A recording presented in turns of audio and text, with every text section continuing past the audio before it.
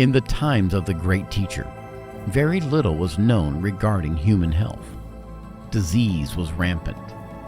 Almost everyone was ill.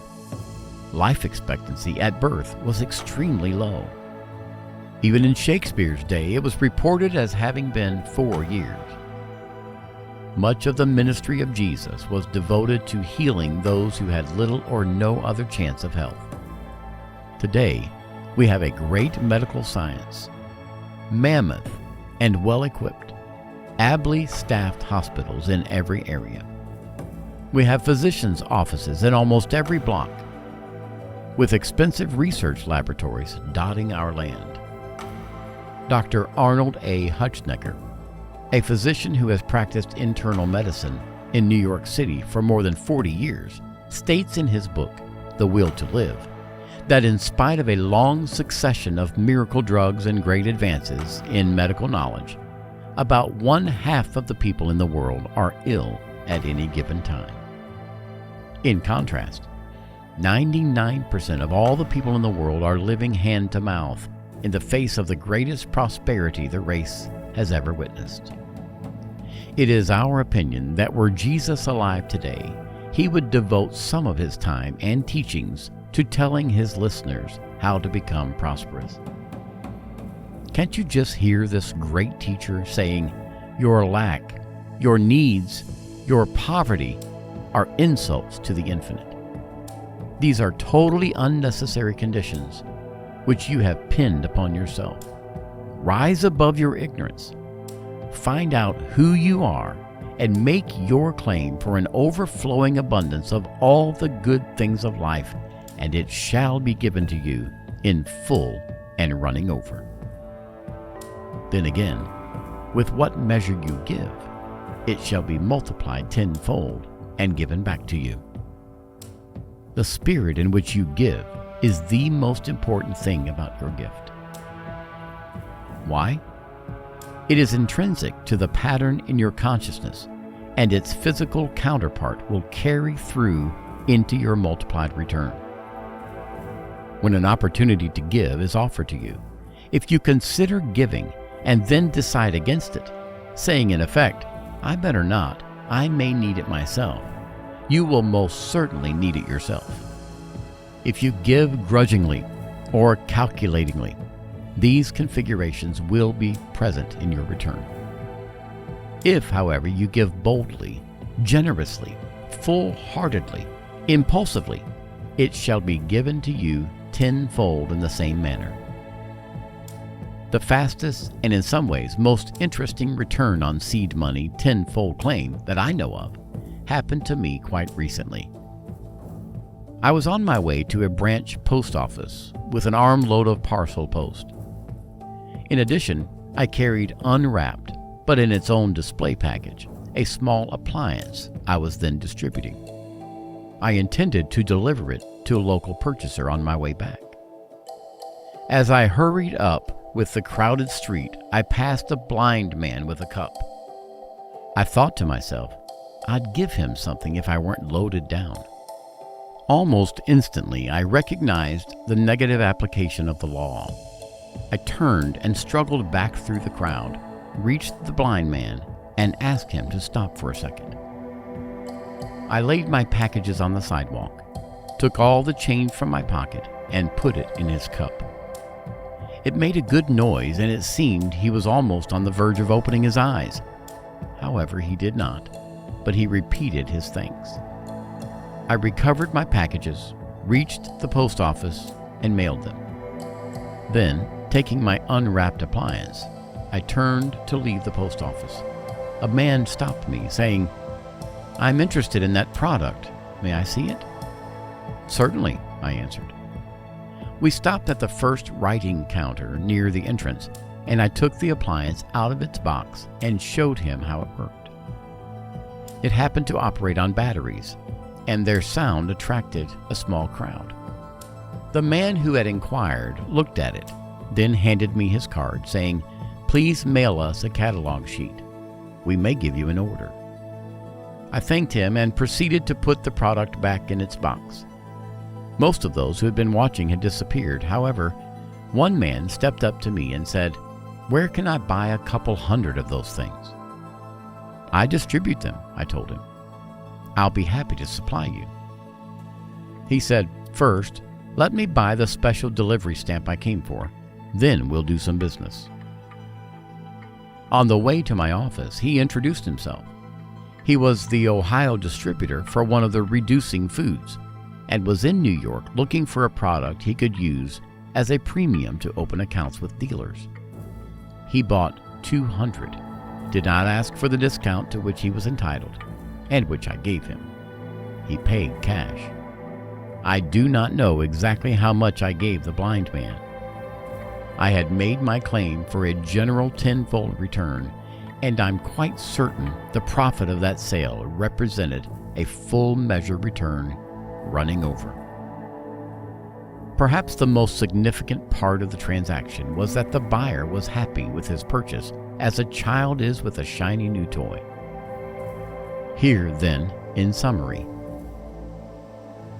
the law of seed money. In giving money to your church or school or college or hospital, or to any social service organization, or in any other way using money to bless, help, or aid your fellow beings, you have not only the right and the privilege, but you have also the duty of claiming from the infinite a tenfold money return. To claim it is to receive it. The formula. 1. Plant the seed money. Give the amount you wish to the organization or person you wish. 2. Now you cultivate your claim. Immediately after you make your gift, and as soon as you are alone, make your tenfold claim on the infinite in the following manner.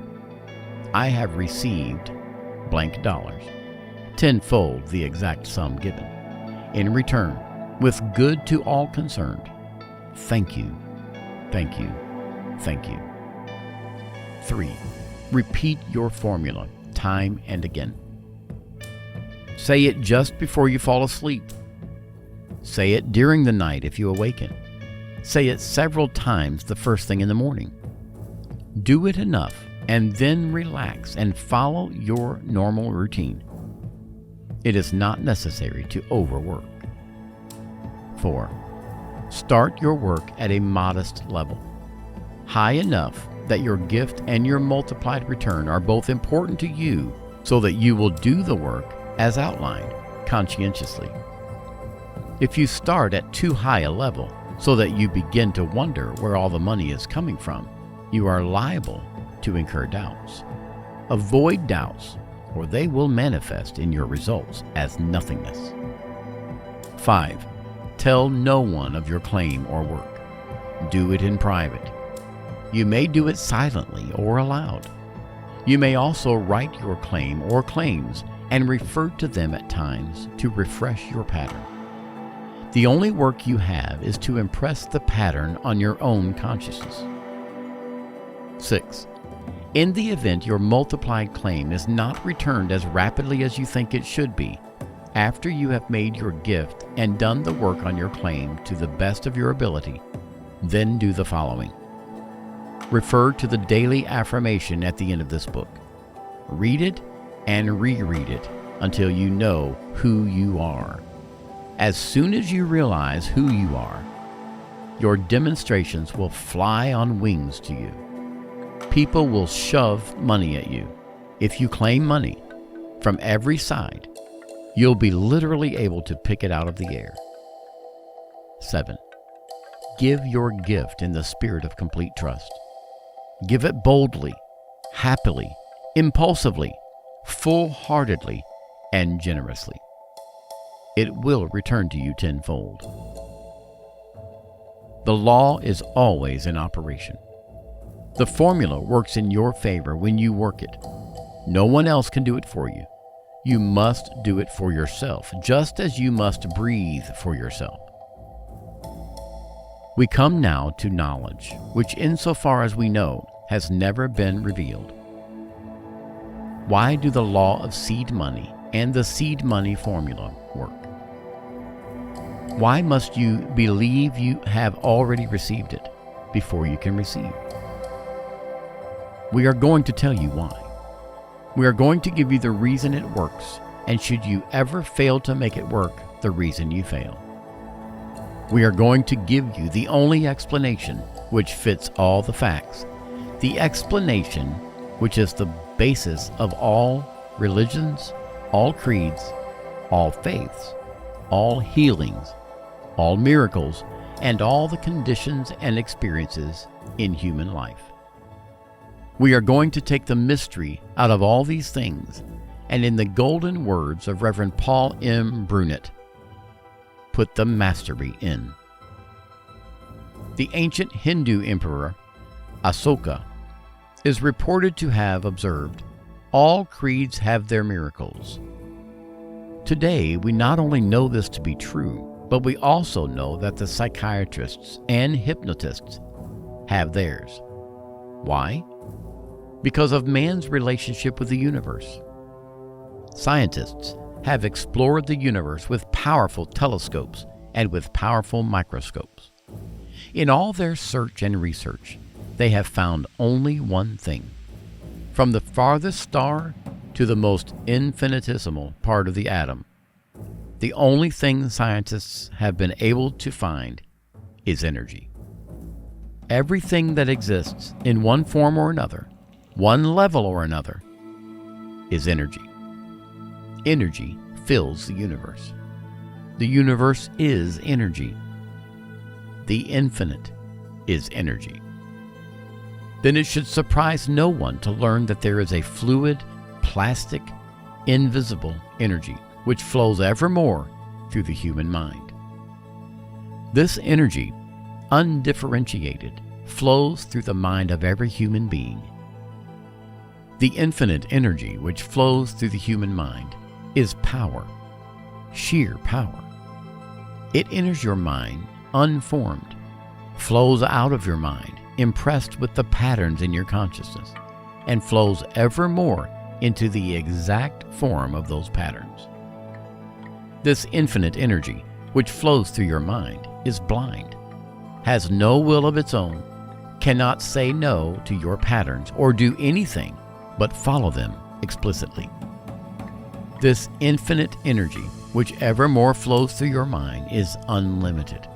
It will flow into whatever pattern you conceive, and inasmuch as all energy works in circuit, the energy which flows through your mind brings back to you on its invisible circuit the physical counterpart of your thoughts, words, and emotions.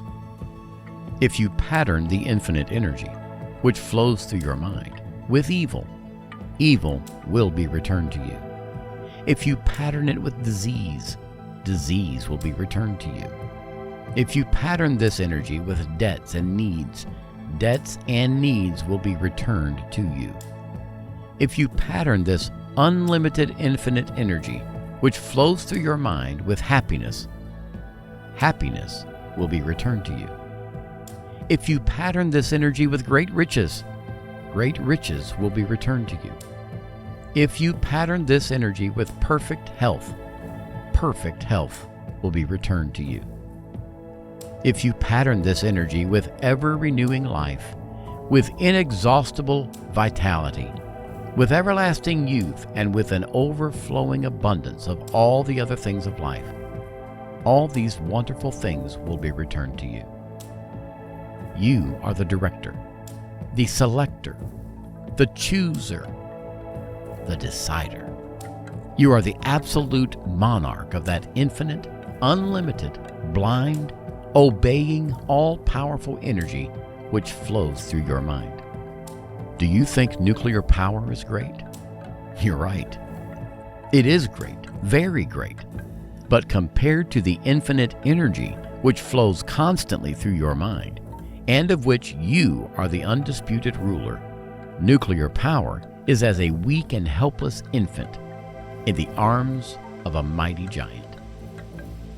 The purpose of your life, the responsibility of your being, is to direct that energy into the best and most constructive forms you can conceive. As you do so, you prosper. As you fail in this purpose, In this responsibility, you suffer. Now do you know who you are?